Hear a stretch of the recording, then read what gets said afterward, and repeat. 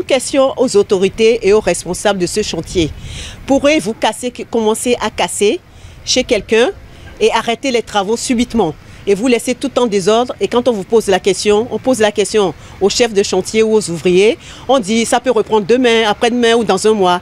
Est-ce que vous trouvez ça normal? C'est une question que se posent presque tous les riverains et surtout les tenanciers et responsables de boutiques, bars, restaurants installés le long de la route des pêches à hauteur de l'immeuble qui abrite l'entreprise Gozem au quartier Fidjosé à Cotonou. Ces derniers expriment leur mécontentement face à la procédure d'exécution des travaux d'installation des fibres optiques dans la zone. On m'a appelé en urgence en me disant qu'il y avait des ouvriers qui cassaient la terrasse.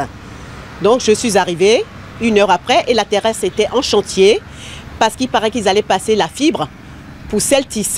Or, nous n'avons pas été prévenus. Tous les locataires d'ici, tous les responsables, personne n'a été prévenu. Donc moi j'ai demandé l'ordre de mission pour casser les terrasses et autres. Et ils ont sorti l'ordre de mission, il était vers 19 h.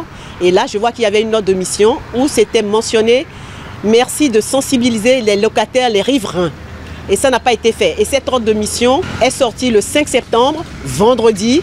Et ils ont commencé à casser le lundi, ce que j'ai trouvé un peu bizarre.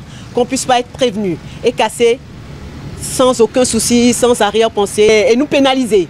Parce que hier soir, si je n'étais pas venue, ils n'auraient pas rebouché les trous. Et ce matin, je n'aurais pas pu travailler et mes clients ne seraient pas passés. Malgré la colère, les efforts du gouvernement pour rendre la ville belle et propre sont reconnus.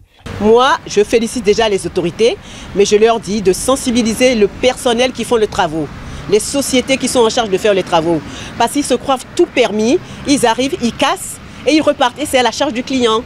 Parce qu'ils n'ont pas donné d'indemnité pour les carreaux cassés, les lampes abîmées, tout ce qui est abîmé. Tout le monde s'en fout. Alors c'est aux autorités. On veut rendre la ville belle, ok, mais ce n'est pas la peine de pénaliser les riverains et les Béninois. Vivement qu'une solution soit vite trouvée pour soulager ces tenanciers de bars, boutiques et restaurants car l'évolution de leur activité en dépend.